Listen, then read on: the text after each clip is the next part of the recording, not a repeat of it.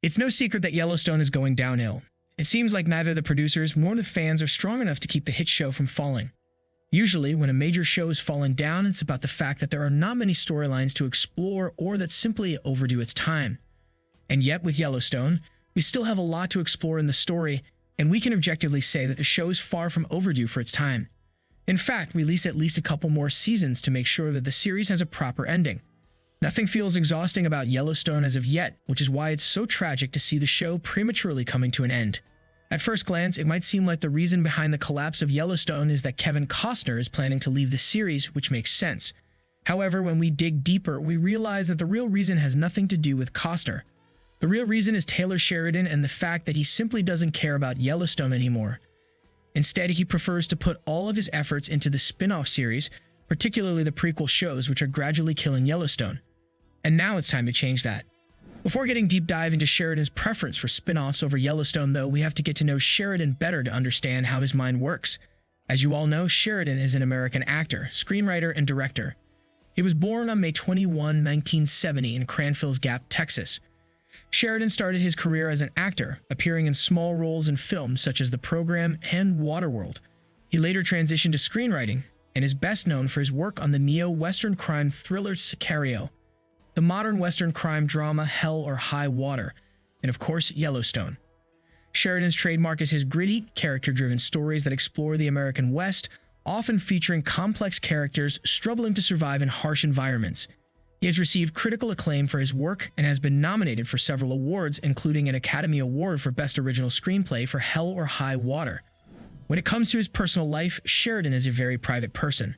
He hasn't shared many details about his personal life in public and has managed to keep his private life out of the limelight. It's known that he was born in Texas in 1970 and grew up in a ranching family. So it's not a surprise to see him thriving in writing Western stories. He attended Texas State University and later went on to work as a firefighter before starting his career in entertainment. Sheridan has been married twice, first to a woman named Rachel Sheridan and then to Nicole Mirbrook. He has 3 children. We also know that when writing a story, Sheridan likes to be left alone and gives his entire attention to that work. He writes an entire season in between seasons, which takes a lot of time. In fact, sometimes filming of the seasons can be postponed simply because Sheridan couldn't finish the work in the scheduled time. So in a way, Sheridan is the driving force behind the entire Yellowstone universe. His writing is the fuel that drives the entire franchise and makes them #1 hits across the globe. To be honest, it's a lot of burdens put on a single man. When he expands the franchise further with prequel shows, we feel happy since the more to the story, the better. But at the same time, without realizing we are making a bargain and accept the fact that we will have to make some sacrifices for every new show being added to the Yellowstone universe. Sheridan cannot keep up with all these shows at the same time. It's humanly not possible to handle everything alone. Of course, he might have some assistants to handle the errands, but in the end, Sheridan is the one who makes decisions and writes those words that haunt us for months after watching them on screen. Thus, we believe Sheridan is at a crossroads at which he has to make a decision on whether to stick to Yellowstone or leave it behind in favor of the prequel series. So far, it seemed like he was leaning toward prequels.